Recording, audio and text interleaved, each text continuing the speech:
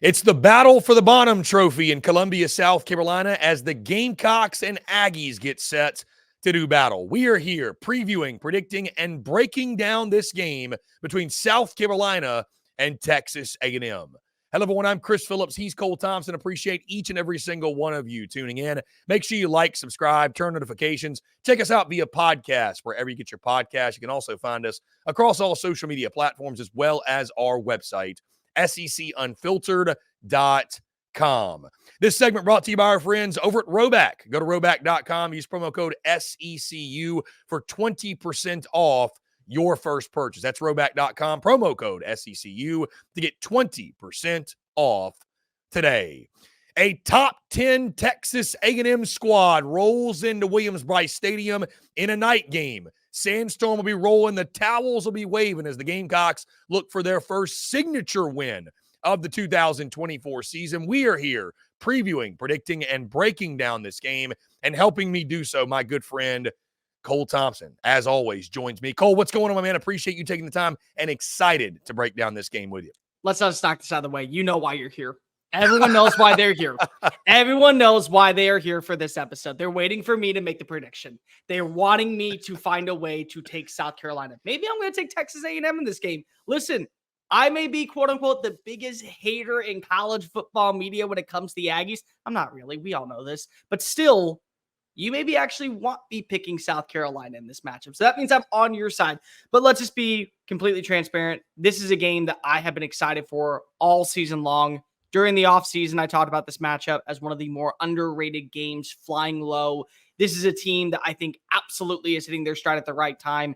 And to be completely transparent, I don't know what to expect from South Carolina. The last time that they were coming off of a bye, they laid a stinker of a performance against Ole Miss. But it's Willie B at night.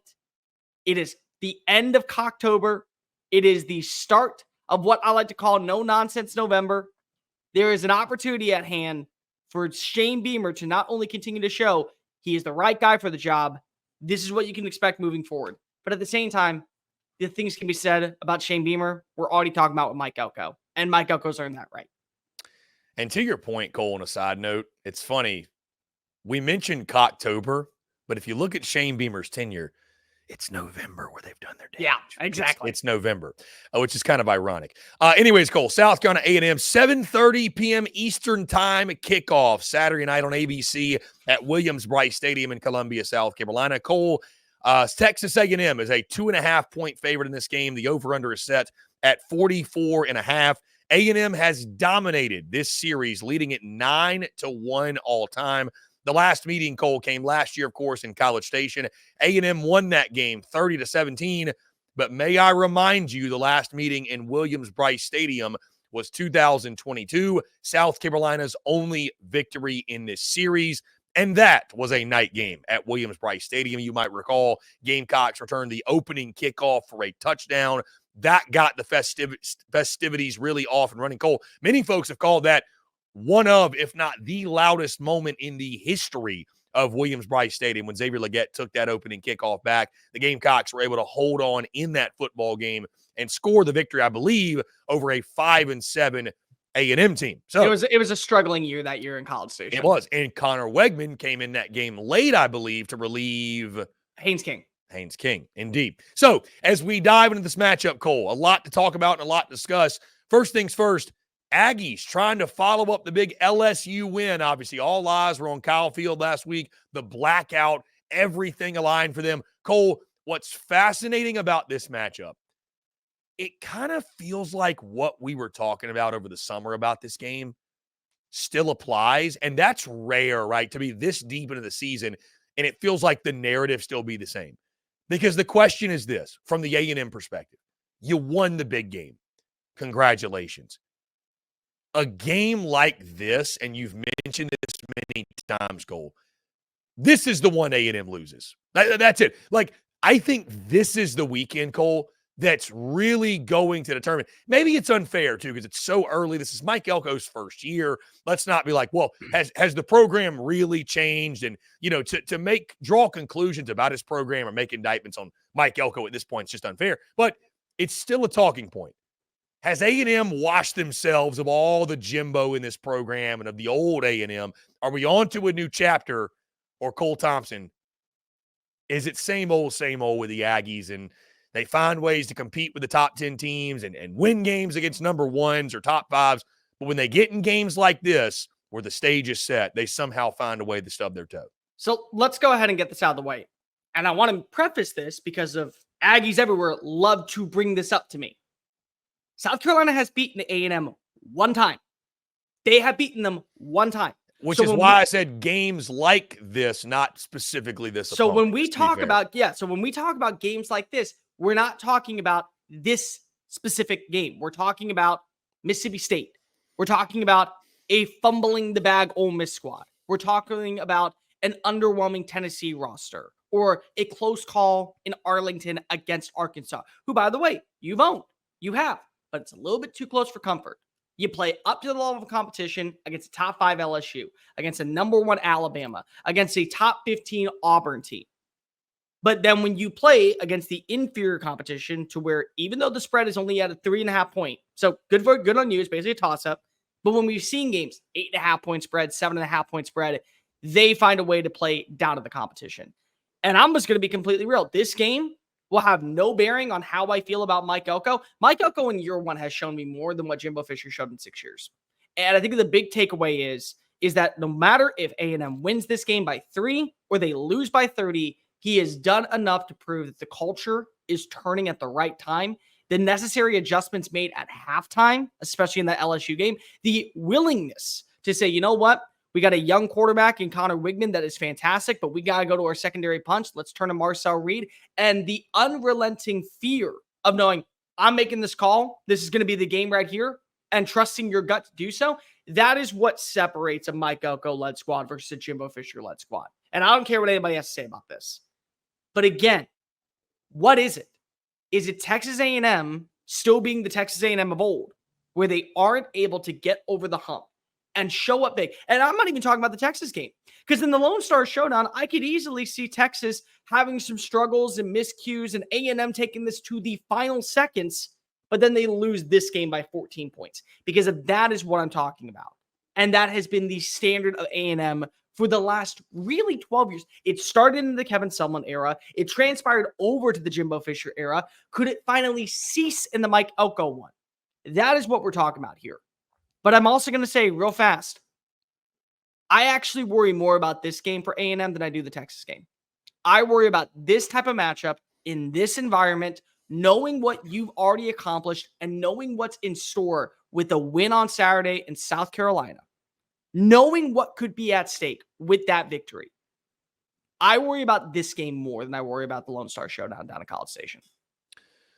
Cole, do you feel like when you look at this game, this matchup, there's a lot of similarities between these two teams to a degree? I trust A&M a lot more on the offensive line than I do South Carolina. But when you look at the quarterbacks, when you look at the front sevens, the defensive lines, obviously, I feel like the style of this game, styles make fights. I just don't see a scenario, Cole, in which both these front sevens don't just have field days. And you got a pair of quarterbacks. Maybe a guy like Marcel Reed, I think it's fair to say, has got a higher ceiling than a Lenore Sellers. I think the styles, though, are similar. Also, Cole, I just mentioned Marcel Reed, the dynamic of the quarterback position with Texas A&M. Do we know for a fact it's Marcel Reed start to finish? Is it going to be do we see Connor Wigman in this game? I think that's interesting. Also, I don't think we're going to have another scenario where I don't know how much, if at all, LSU actually prepared for Marcel Reed. Shane Beamer and Clayton White and that defensive staff, they're going to be ready for Marcel Reed and what he brings in the option game and his running ability, et cetera. And then, Cole, I look at the dynamics of both quarterbacks. This game really feels like it comes down to, Cole, which of these two quarterbacks can make more big plays in the passing game? Both are going to run the football. Both better run the football. They should run the football. They can run the football. Who can make the bigger plays in the passing game? Who's more efficient in the passing game? Who doesn't make that critical mistake, especially when you look at the A&M side being in a hostile environment? I don't see a scenario, Cole, in this game in which both front sevens just don't dominate. You look at what obviously A&M's got in their front seven with Scorton, the Shamars, Torian York at linebacker. You look at South Carolina, Cole, I think you could argue it's the best defensive front in the SEC. You could at least make the argument with guys like Dylan Stewart, Kyle Kennard, what Demetrius Knight has meant to that team at the linebacker spot, Tonka Hemingway playing his best football, Boogie Huntley, et cetera, et cetera, et cetera. So you tell me what you think. Again, styles make fights. I see this being a knockout drag-down fight between both these front sevens and a pair of quarterbacks with super high potential, but who's going to make that critical mistake and who's going to make more plays down the field with their arm?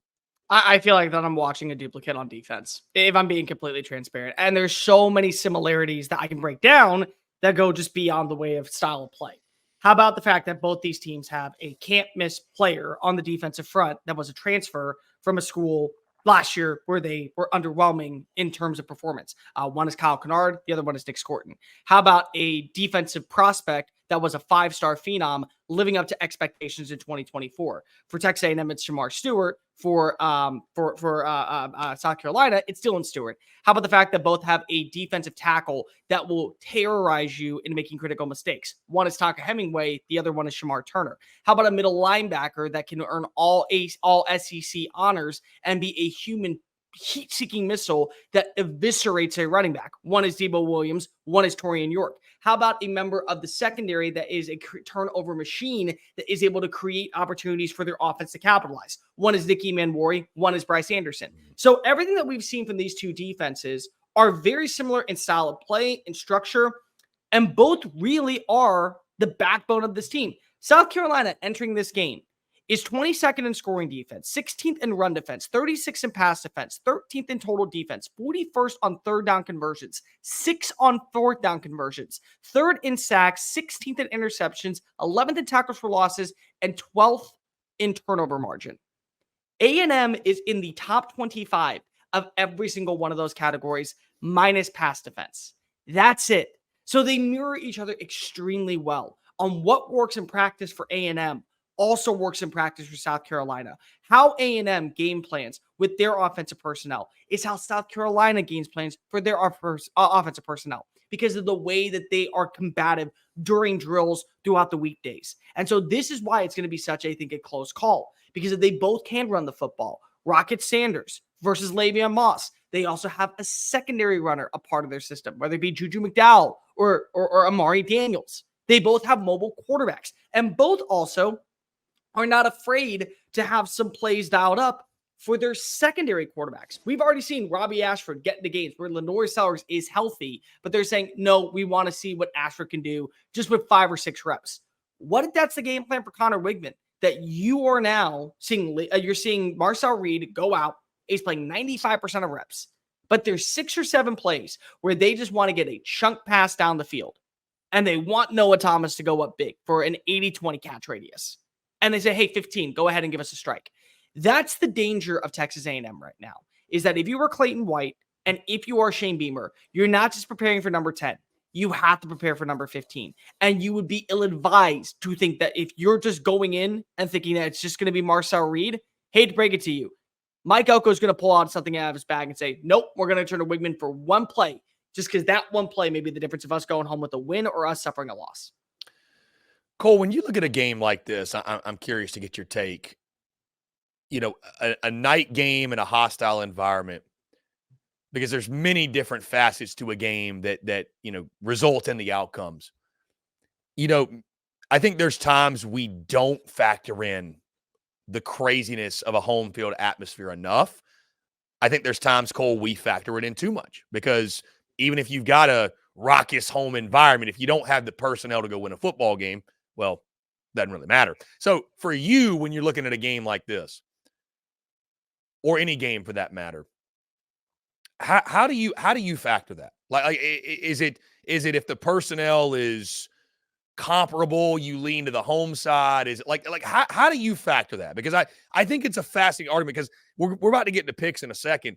This is a game, Cole, where I feel like no matter what side you pick, if the opposite happens, you're going to be like, I should have seen that coming. You know, like it won't surprise me either way. This game is such a coin flip. It's probably the most coin flip game of the weekend in the SEC. But I'm curious, like, how much do you factor in home game, night game atmosphere? Does it depend on the venue and the program that we're discussing? I think it depends on the matchup that you're looking at. Do you have a certain advantage in one spot that will bode well in your favor in the fourth quarter? And for right now, I don't see that for either side. The thing about Texas A&M is they're getting a lot of national media attention today, and they've earned it because they found a way to basically, in the last 15 minutes of action, beat the brakes off of LSU. They turned it into a one-sided game. When if you really go look back at that, there were people who were saying at halftime, LSU is one touchdown away from breaking this thing open the same way that Texas A&M broke this thing open going into the fourth quarter. It's the exact same narrative. This is still a flawed A&M team. This is still a very questionable A&M team that has some things they have to work on if they want to get back to its style of football that is going to be sustainable. It's not that like this team can't go 10-2, find their way to the college football playoff, and maybe even win a playoff game in front of the fans at Kyle Field. It's not that at all. But there's not a matchup on one side for South Carolina because we have seen the flaws offensively with the inconsistent passes from Lenora Sellers, trying to connect with Mazio Bennett or Josh Simon or Jacobs or whoever else, Nick Harbor for that instance. We have seen the miscommunication on the offensive line. And to be fair, I'm talking very highly about what we've seen from South Carolina's front seven because if it is one of the best front sevens in the SEC. But I'm not going to undersell what we have seen from Shamar Stewart, Shamar Turner, and Nick Scorton. In fact, Josiah Thompson has already gone up against LSU's front seven and has gone up against Ole Miss's front seven. I guarantee you by the fourth quarter, he will have to mature enough because if he has not seen a defensive player like Nick Scorton come into his building and choose violence the way that he can. So I don't feel like that there is one atmosphere that leans in favor of South Carolina or Texas A&M in this game. If I were to say that there's something I trust a little bit more, it's the play calling on offense by Colin Klein versus the play calling of Dowell Loggins. But if you're telling me that I have to say one is better than the other, top to bottom, I don't know if I can truly say that, knowing that we still have questions when it comes to the passing game for Marcel Reed. When Marcel Reed can connect, the deep ball is there. I mean, the Noah Thomas pass against LSU is one of the prettiest balls I have seen this year. But can it be consistent on the road for 4 quarters? That's a big element. And I do want to bring this up to people who don't understand what Williams-Brice Stadium is.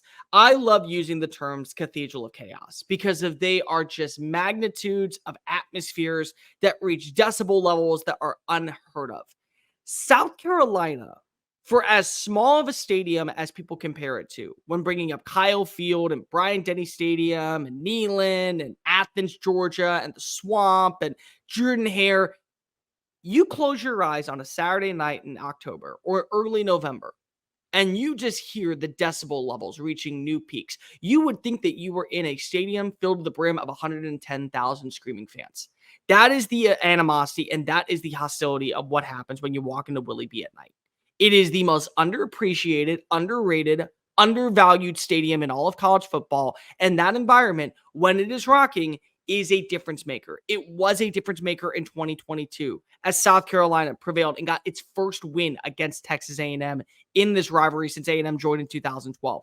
It has been a difference maker in multiple games. It was a difference maker early on in a day game against LSU. The crowd factor of Willie B is massive toward the success of South Carolina, which is why you see players demand that the fans come out early and stay late. It's why you hear Shane Beamer talk this way about what he has in store for those that are willing to sit beside and watch this matchup unfold. I do believe that if there is one thing that will factor into this game, because if it won't be one side, one common instance, it won't be one area of strength for Texas A&M or South Carolina, it will be the fan base at Williams-Brice Stadium. I think they will have an incredible factor, especially if this game is in a close proximity late into the fourth quarter, and 1 or 2 margin of errors could lead to a victory for the opposing side.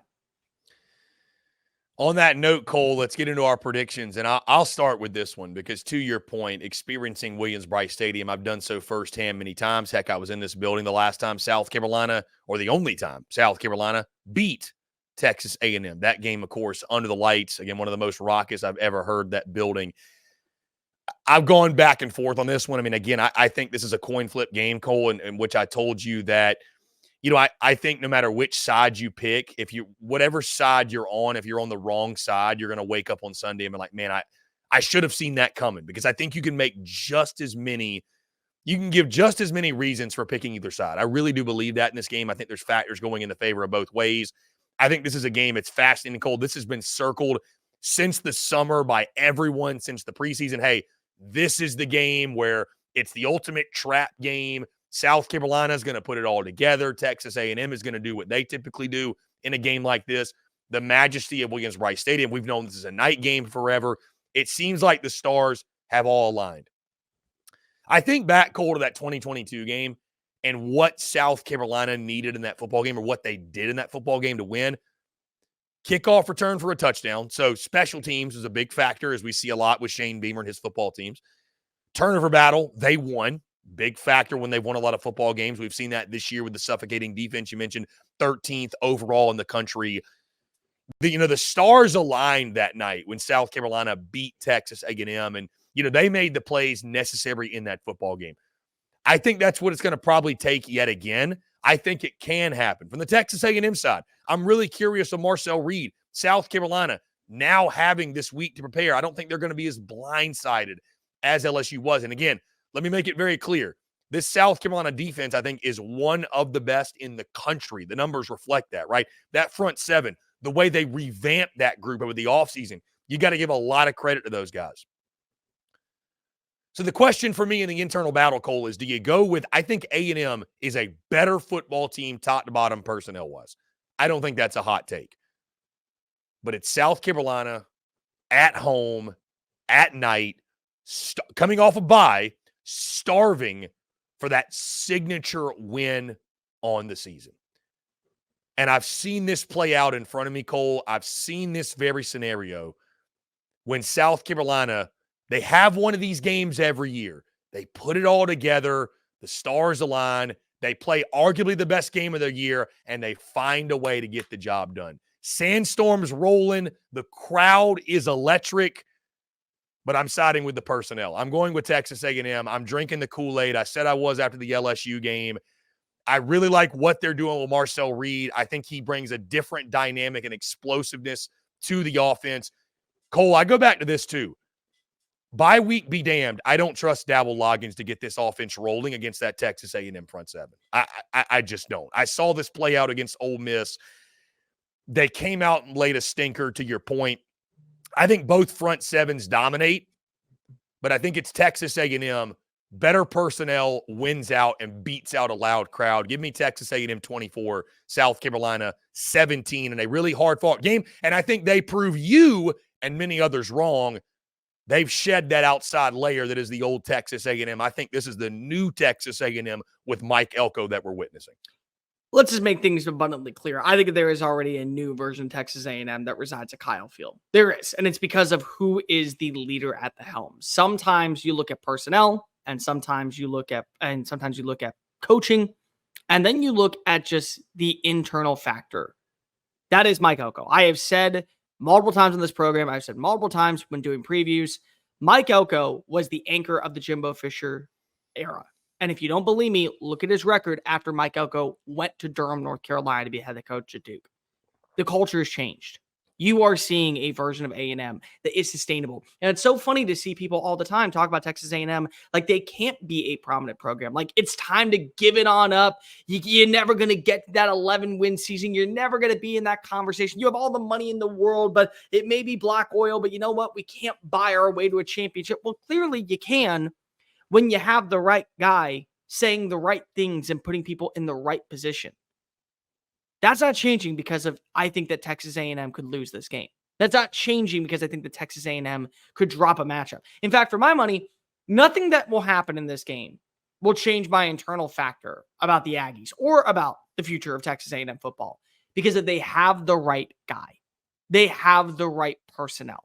They have the right people in the right spots. And it goes well past a guy like Mike Elko. It's a play caller that you can trust and give full trust to in Colin Klein. It's the willingness to admit that we need to make second half adjustments and admit faults when you're the problem. It's a strength and conditioning coach like Tommy Moffitt who is getting these players more well-equipped and more stabilized for games such as these. The ones where you usually should walk away with the win and you walk away with the loss. But it's South Carolina at night. It's Williams-Brice Stadium looking for that marquee win. It's a fan base that has been starved waiting to see this team finally get the yes instead of the no. And what I keep coming back to, Chris, in my mind, is that LSU game. If LSU loses that game, we are talking about South Carolina in such a different light. Yes, they are flawed. Yes, they have questions on the offense. Yes, there are a ton of things that need to change. But you know what doesn't need to change? Your aura, your persona, and your energy. You got the right guy at Shane Beamer. I am tired of defending Shane Beamer with my entire proximity because I know that this is the right person to lead the charge. And more importantly, that LSU game, fans have been waiting, begging, wondering, what if Kyle Kennard doesn't hit Garrett Nussmeier and Nicky Manwari gets that pick six? They have been begging for referees to review that. I don't think referees are going to have to review this one because I think Marcel Reed gives Nicky Manwari one final shot at Williams-Brice Stadium to go out on top. Texas A&M, I still believe, can go to the college football playoff. Texas A&M, I still believe, is going to have the fight of all fights in the Lone Star Showdown. Texas A&M is going to finish the year 9-3 or 10-2, and I lean right now 10-2. But there has to be a second loss on the horizon. And there has to be a statement win for Shane Beamer. And as you brought up, in the month of November, there is something about Shane Beamer coming to life. There is something about South Carolina finding its energy to close out the year on a high note to where people start to believe this is the future of Gamecock football. And Nick Manwari gets his redemption on a pick six to close this thing out into the fourth quarter. Give me South Carolina 24. Give me Texas A&M 20. Williams-Brice Stadium gets its signature win, and Shane Beamer's reign of terror of November continues on into 2024. So, guys, do you agree with me? Do you agree with Cole, Texas A&M or South Carolina? Who comes out on top Saturday night at Williams-Brice Stadium? Guys, that's going to do it all for us. Appreciate each and every single one of you tuning in. Again, make sure you like, subscribe, turn on notifications. Check us out via podcast, wherever you get those. You can also find us across all social media platforms as well as our website, SECUnfiltered.com. For Cole Thompson, I'm Chris Phillips. Appreciate each and every single one of you tuning in, and we will catch you on the other side.